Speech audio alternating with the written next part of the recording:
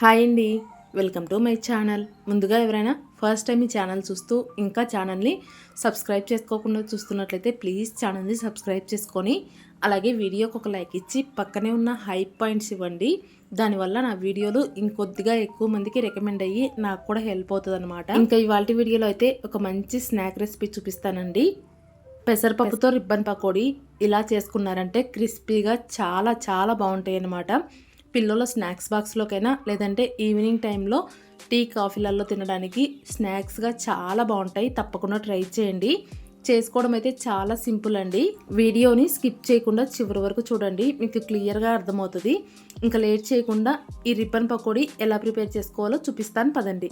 First అయితే ఏదైనా కప్పుతో ఒక కప్పు నిండుగా పెసరపప్పు తీసుకొని కుక్కర్లోకి వేసుకొని శుభ్రంగా 2-3 సార్లు కడిగేసి ఇలా కుక్కర్కి సగం వరకు నీళ్లు వేసి కుక్కర్ మూత పెట్టేసి 3 విజిల్స్ రానిచ్చుకోండి.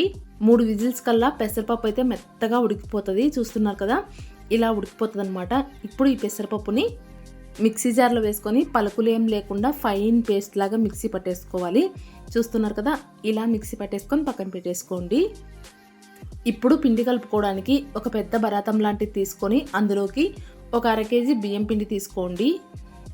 కప్పుతో అయితే కనుక 3-4 కప్పులు బియ్యం పిండి తీసుకుంటే సరిపోతుంది.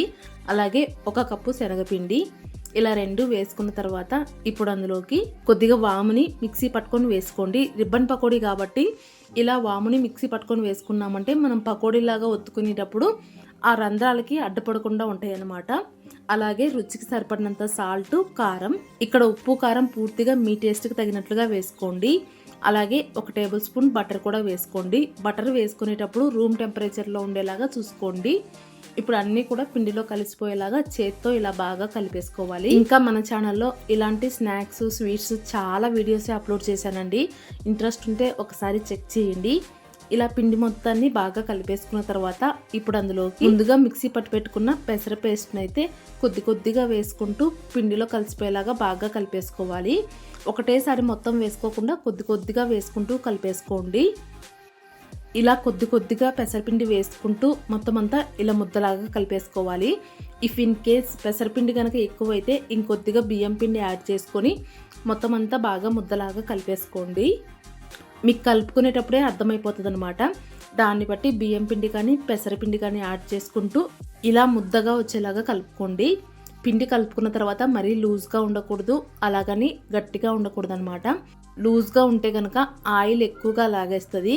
అదే గట్టిగా ఉంటే కనుక తినేటప్పుడు మరీ గట్టిగా ఉంటాయండి. సో మీడియంగా కలిపేసుకొని ఇప్పుడు రిబ్బన్ పకోడీ వేసుకోవడానికి మురుకుల గొట్టంలోకి వీడియో క్లిప్లో చూపించిన లాంటి బిల్ల వేసేసి మురుకుల గొట్టానికి లోపల కొద్దిగా ఆయిల్ అప్లై చేసుకోండి. సో దట్ పిండి అనేది ఆ మురుకుల గొట్టానికి అంటుకోకుండా ఉంటుందన్నమాట. ఇలా ఆయిల్ అప్లై చేసుకున్న తర్వాత కొద్దిగా పిండిని తీసుకొని ఇలా మురుకుల గొట్టంలో పెట్టేసుకోవాలి. ఇప్పుడు పైనుంచి మూత అయితే క్లోజ్ చేసేయండి. మురుకుల గొట్టంలో పిండి పెట్టుకునేటప్పుడు మరీ నిండుగా కాకుండా కొద్దిగా వెల్తిగా పెట్టేసుకోండి. అలాగే ఈ ప్రాసెస్ చేసుకునేటప్పుడే స్టవ్ పైన డీప్ ఫ్రైకి సరిపడినంత ఆయిల్ పెట్టేసి ఆయిల్ని అయితే మీడియం ఫ్లేమ్లో వేడెక్కనివ్వాలి. ఇలా ఆయిల్ వేడెక్కిన తర్వాత ఇప్పుడు అందులోకి వీడియో క్లిప్లో చూపించిన విధంగా మురుకుల గొట్టాన్ని ఒత్తుకుంటూ ఇలా రౌండ్ చక్రం లాగా వేసుకోవాలండి. ఇలా మీరు తీసుకున్న ఆయిల్ క్వాంటిటీని బట్టి రిబ్బన్ పకోడీ అయితే వేసుకోండి. ఒకవేళ నిండుగా వేసుకున్నారంటే కాలడానికి ఎక్కువగా టైం పడుతుందండి. ఇక్కడ చూడండి, నేనైతే నిండుగా వేసుకున్నాను కదా, కాలడానికి చాలా టైం పట్టిందనమాట.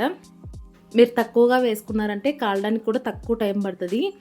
ఇలా పకోడీలాగా వేసుకున్న తర్వాత మంటని మీడియం టు హై ఫ్లేమ్లో అడ్జస్ట్ చేసుకుంటూ రిబ్బన్ పకోడీని చక్కగా ఫ్రై అవ్వనివ్వాలి. ఆయిల్లో వేసిన ఎమ్మటే గరిటె పెట్టి కలిపేసేయకుండా కాసేపు కాలనిచ్చి ఆ తర్వాత నెమ్మదిగా ఇలా గరిటెతో తిప్పుకుంటూ ఫ్రై అవ్వనివ్వండి.